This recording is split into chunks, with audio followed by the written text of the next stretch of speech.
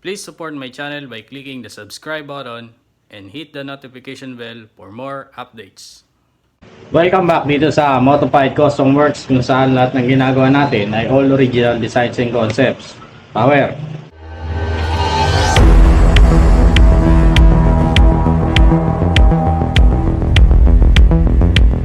Disclaimer lang mga paps, hindi po tayo professional. Yung mga ituturo ko lang at share ko sa inyo dito is yung mga knowledge, skills na na-acquire ko habang ginagawa ko to. Mga experiences nga natin, matagal na rin tayo na nagkakapag-trial and error. Yung mga dati kong gawa, ina-upgrade natin yan habang paulit-ulit natin na ginagawa. Pag yung mga medyo mas maalam sa akin, may mapansin na mali, kumaga i-comment nyo lang dyan sa baba para matry ko rin kung ano yung pwede natin gawin na mas ma-improve pa.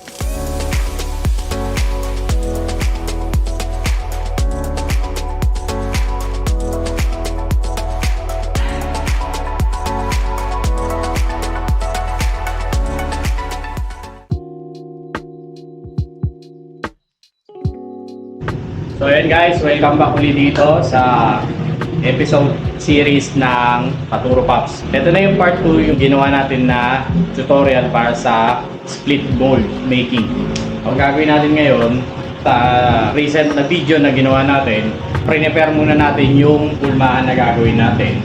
Then ngayon, sisimulan na natin na gawin na mismo yung pinaka-hulmaan.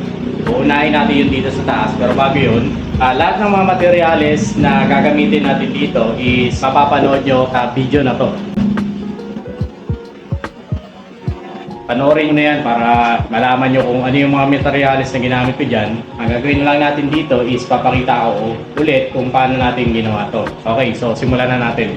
Ito na ang una natin gagawin dito. Lagyan muna natin siya ng 3 to 4 layers ng wax, mold release wax, para hindi didikit dito yung mismong gel coat, para hindi niya sirain itong molde na to. Mas mainam na malagyan natin siya ng magandang lapat ng mold release wax kasi para makuha niya talaga yung pinaka details nung hulmaan natin, and at the same time makinis na makinis yung ginamit natin na molde. Yan, kagaya nito, niliha ko to hanggang 600. Pwede na yan, hindi naman natin kailangan ng sobrang kintab or yung mirror finish kasi pagdating sa mass production, lilihain pa rin naman natin talaga yun para kumapit yung primer at yung pintura. So hanggang doon lang, pwede na yun, 600 grit ng liha. Lagyan ko muna to ng wax. Mainam na pag nilagyan nyo siya ng wax, gumamit kayo ng foam. Mas mainam na foam yung gamitin sa pag-apply ng mga wax kaysa sa basahan or brush. Kasi kapag brush ang ginamit nyo or basahan, may tendency na parang may mga swirl marks yan na may iwan kapag hindi nyo binapping. Okay, lagyan na natin siya ng wax. Lahat ng lalapatan natin dito, kailangan lagyan natin ng wax. Make sure na lalagyan niya ng wax lahat. Pati yung mga pinakagilid, pinakakanto ng mga yan, para mas mataas ang release rate nito na walang madadamage. Didikit talaga ito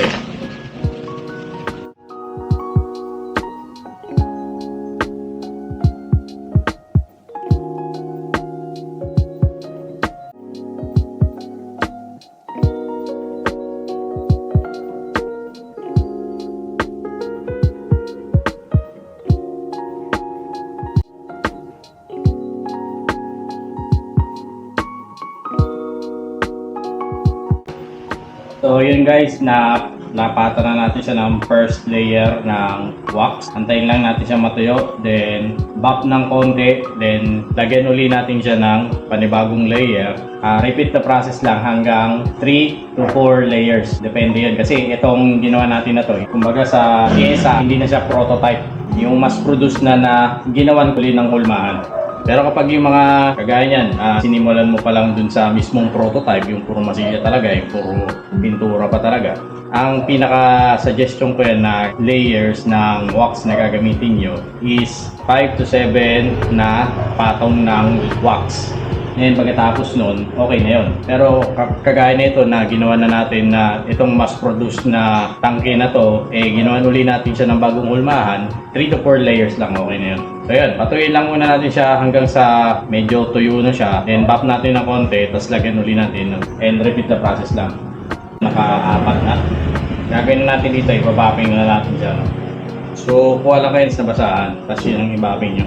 Para lang kayo nag-ano ng floor wax, parang ganun, parang binubunot. Hindi mo kailangan talagang isagad yung pagkakayod ng buff niya.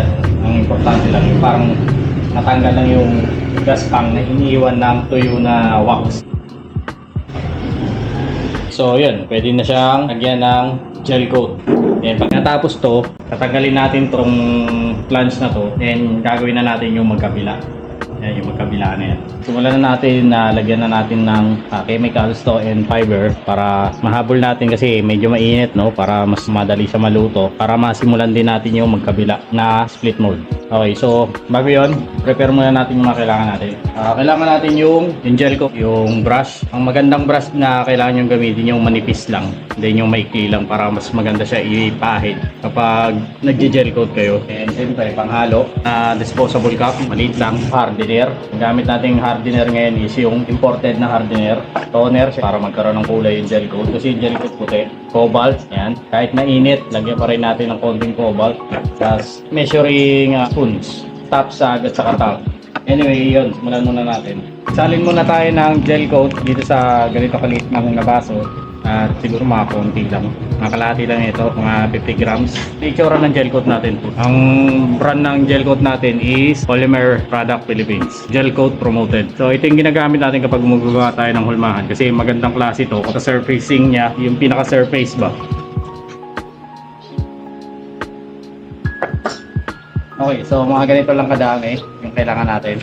Yan. Mga ganyan lang kadami para dito. Bigyan natin siya ng cobalt. Yan. Haluin muna natin yan.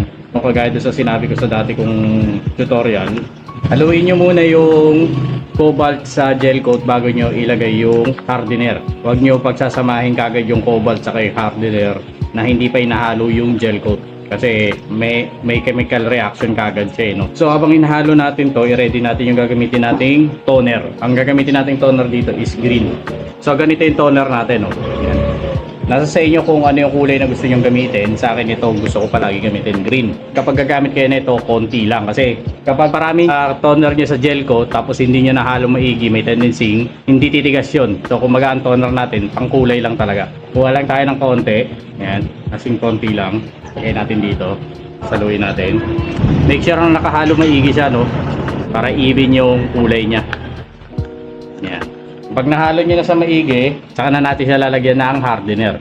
Usually, hardener na nilalagay ko, ginagamit ko itong 1.2 na tukat ng measuring spoon. Kung ganito lang karami, yung mga 50 grams, kahit sa or dalawang ganito lang, okay na yun. Lalo't kapag ganito kainit. Tapos halo nyo na siya maigi. Kailangan mahalo nyo siya maigi kasi kapag may parte dyan na hindi nahalo maigi yung hardener niya, hindi titigas yun. Okay na to. Simulan na natin na pahiran to ng unang layer ng gel coat. Ayan natin. Make sure na i-apply nyo yung gel coat evenly or pare-parehas ng kapal.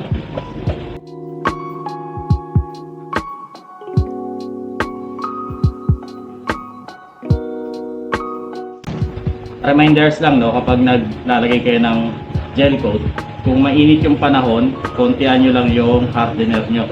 Pero kung malamig yung panahon, yan, baka nyo dagdagan. Kapag naparami kayo ng hardener, tapos mainit yung panahon, napakabilis tumigas yan. Sayang yung materials nyo. And make sure na lalagay nyo lahat yung mga pinaka-details nya. Lahayin nyo muna yung pinaka-molde bago yung flange. Kapag nalagay nyo na lahat, saka nyo simulan nyo sa flange. Ayan.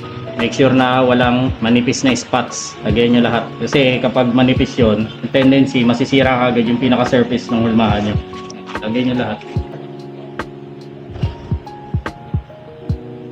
Hindi nyo kailangan magmadali dito kapag nag-a-apply kayo. Kapag kabisado nyo naman or sinunod nyo yung tamang measurements, ng mixture ng mga gel coat. Nalapatan na natin siya ng maayos. Then, antayin na lang natin to tumuyo hanggang maging tacky siya. Yung tacky, yung kapag hinawakan mo to, medyo matigas na siya pero malagkit pa. So, yun, pwede natin siya lagyan ng second layer ng gel coat. Pero bago yun, hugasan muna natin yung paintbrush natin para hindi sayang. Ang gamit ko na panghugas dito is thinner. Thinner nyo lang siya, tapos basahan, thinner, basahan para masigurado. Tabunan nyo, pero mas okay na yung thinner. Basta ibabad nyo lang sa thinner, okay na yun.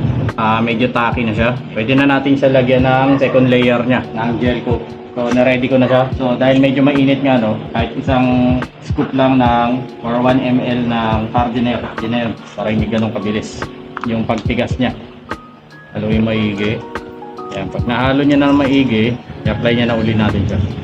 Okay, ito yung brush kanina na hinugasan natin sa thinner. Pwede na natin uli siya gamitin. Nahin uli natin yung mga kanto, yung mga details. Kung bakit dalawang layer ng gel coat ang nilalagay natin, kasi meron at meron diyang low spots or yung mga maninipes. Kaya kailangan natin siyang doblehin. Wala natin yung mga medyo may details. O nga pala, kapag gumagawa kayo mag-mask kayo, yung amoy niya. Ang gamit nating mask is yung N95 na gawa ng Lotus. Magandang klaseng mask to kasi lightweight lang siya pero talagang hindi nakaka-penetrate yung mga dust. Hinahin natin yung mismong bahan.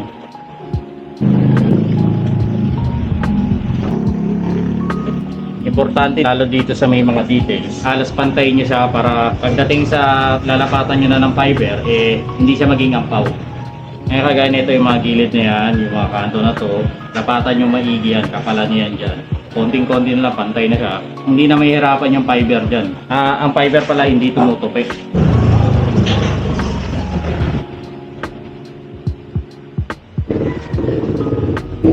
Yan. Even na siya, no? Mga edges niya, pantayin nyo para wala siyang mga undercut. Yung mga undercut na yan kasi yan yung mga madali mabasag So napahira na natin siya ng second layer. Sunod na natin yung pangatlong layer na ilalagay natin dito pero hindi na gel coat. Hugasan na muna natin to para magamit ulit. Ayan, habang inaantay natin matuyo yung second layer, bigyan ko kayo ng tips para maganda yung surface ng hulmahan yun. Sa first layer natin, wag na wag nyong lalapatan muna ng second layer itong first layer natin na hindi pa siya tacky kasi kapag hindi pa siya tacky tapos nilapatan nyo na kagad na tendency masisira yung first layer nyo, yung pinaka-importanting layer sa lahat kasi yun yung kukuha nung negative copy nitong molde natin Ang mangyayari niyan, maluluto yung first layer ng second layer, tendency nun magkakaroon siya ng mga kulubot. Pag ganun, sira yon. So antayin lang muna natin yan siya. Then, pag nagtaki na siya, tsaka mo siya lapatan ng second layer. Or ganun din sa mga sumusunod. Pero yung pinaka-importante yung first layer. So, yun. Nalobat tayo kanina. Ito, nilagyan ko yung mga gilid-gilid niya para mas makapal siya tingnan. Mas makapal at mas matibay yung mga kanto niya. Anyway, lagyan na natin ng pang-tatlo na layer to. Pero this time, hindi na gel coat. Okay? Ito na yung mixture nito. Para malaman nyo kung ano yung mixture na to, meron to sa video natin ng paano gumawa ng hulmahan. Okay. Then, kain na natin siya dito.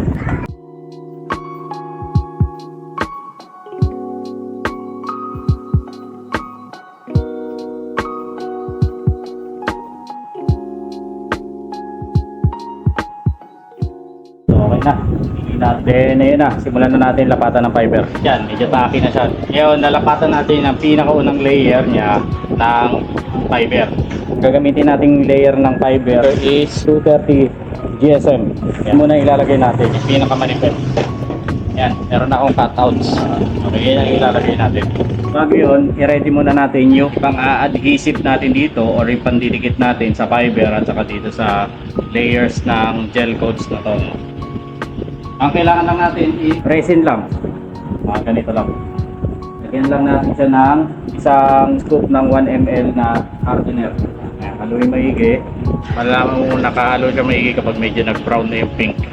Okay, hindi mo kailangan dito ng maraming hardener kasi this time, mas matagal mo na i-apply yung fiber at saka yung resin Kaya hindi natin kailangan magmadali dito. 1 ml lang ng hardener, okay na yun. Every 100 ml na resin, 1 ml lang katapat nun. 1% lang. Lalo kapag ganito kainit. Gawin natin, lapatan muna natin. Lapatan lang natin siya ng manipis. So dahil nalapatan na natin siya, yan, lagyan na natin siya ng unang layer ng fiber. Dahil may mga kanto, mainam kasi na pinupunit mo siya kasi mas may chance na tumupi ang fiberglass sa mga kanto, sa mga edges.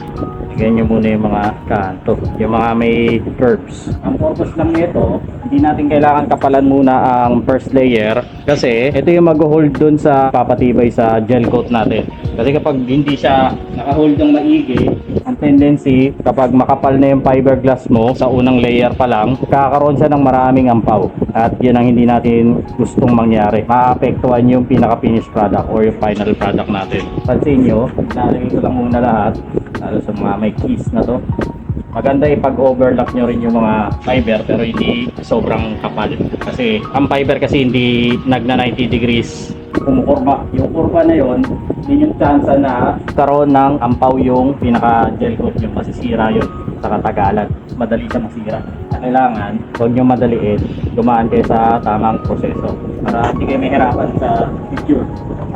Okay, so nalapatan na natin siya. Ilapat na natin ngayon yung resin.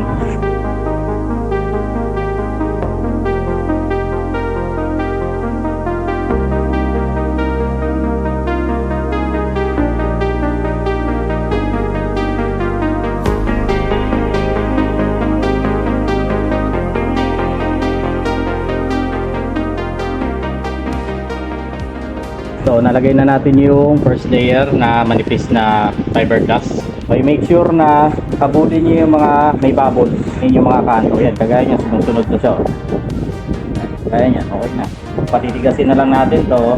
Susunod na natin yung final layers niya na tatlong makakapal na layers. Ang pinaka-purpose naman ng susunod natin na layers na makakapal na pwede na natin i-apply ng sunod-sunod para i-hold naman nito yung manipis na fiber glass na layer para dun sa gel coat na ino-hold netong layer na to.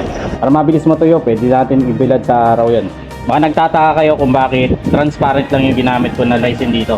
Kasi para makita nyo yung mga bubbles. Yan, kagaya nyan, madidetect natin na wala na siyang bubbles. Kahit hindi na natin kailangan na bubble buster, dito pa lang okay na nakikita na natin. Para mas matanggal nyo yung bubbles, dagdagan nyo ng resin yung mismong bubbles Kumbaga yung parang airspace dun sa loob nun, mawawala kapag napalitan nyo ng resin. So ganito yan siya, no? Yan, sunod nyo yung mga kanto, yan o.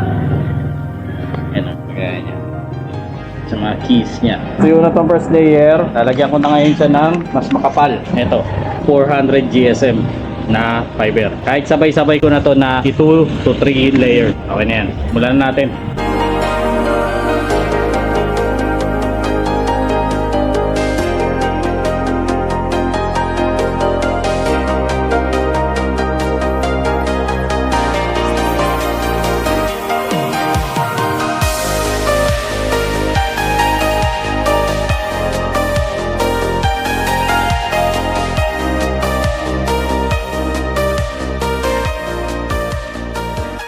Nalapatan na natin siya ng tatlong layer ng 400 GSM. Gagamitan natin siya ng bubble buster, no? Para talagang mas lapat siya.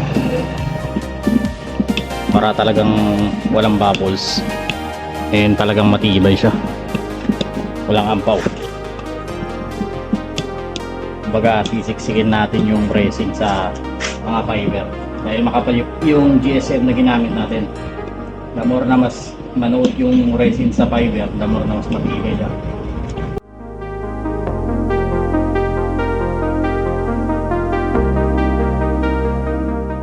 Antayin na lang natin matuyo to, no? At medyo gabi na, kinabukasan na natin siya tanggalin. Then gagawin na natin yung next part.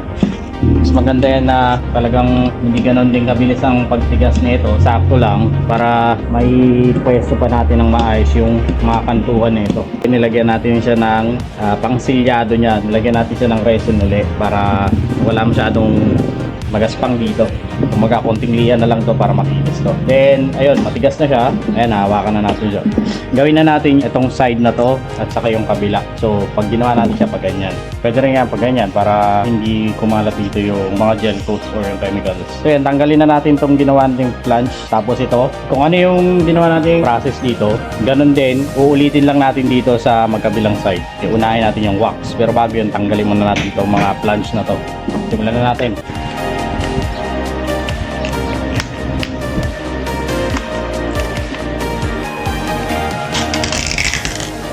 So yun, pinagtatanggal natin yung mga keys na ginawa natin kasi itong mga to, tabi nyo, reusable pa rin yan. Linisin na lang natin itong mga gilid na to, then repeat process lang tayo kung paano natin ginawa yung unang part.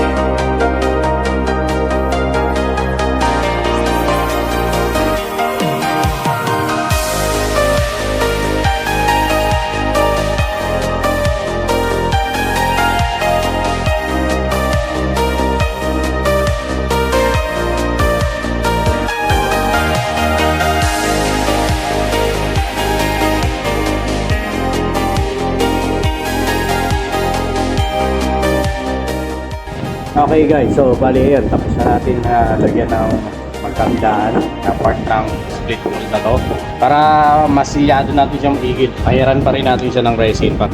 Lagyan muna natin to, then patuyuin, then mamaya ikakating na natin itong mga to.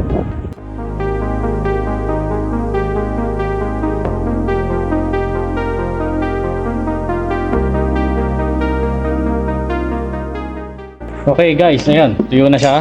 Ito na yung split mold natin. So makinis na lahat yan. Nalagyan na natin pang silyado yan eh. So ang gagawin na natin dito is ikating na natin to, butasan natin para sa mga tornilyo, then saka natin siya tanggalin.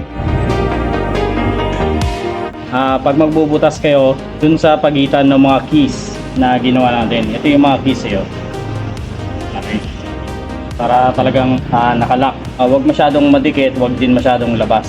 Para yung split mold eh talagang nakadikit siya kapag sinigipan natin yung tornilyo. Gaya ito, dito.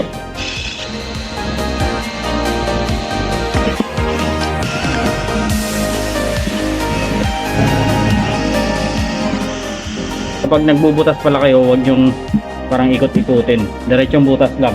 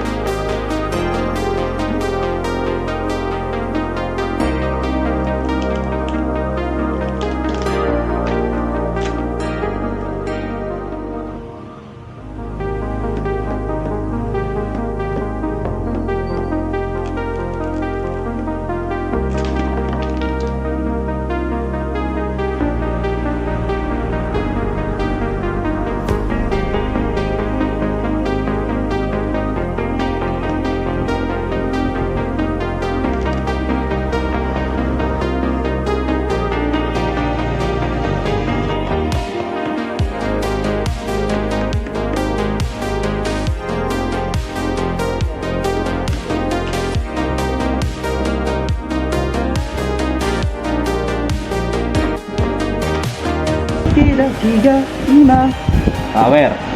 So ito na yan guys, yung ating split mold. Yan. 3-part split mold siya, no? Ang ginawa nating tangke.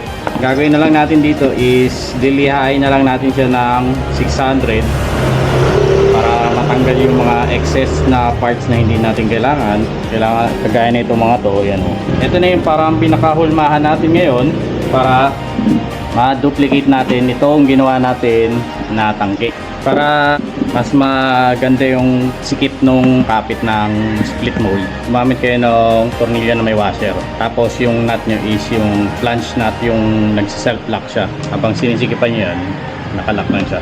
Para hindi niya sirain itong butas, hindi siya lumaki.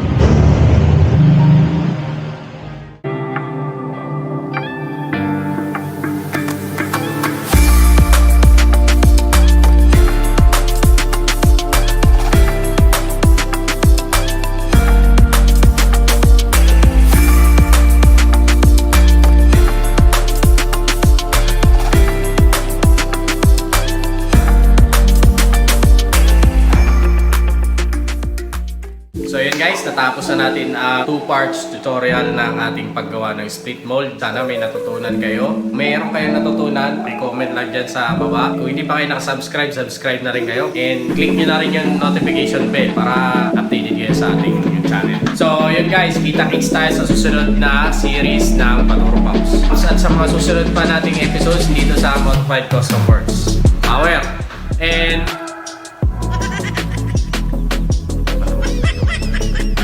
so hanggang sa muli. Ano yun? Napaka short term memory ko. Ano?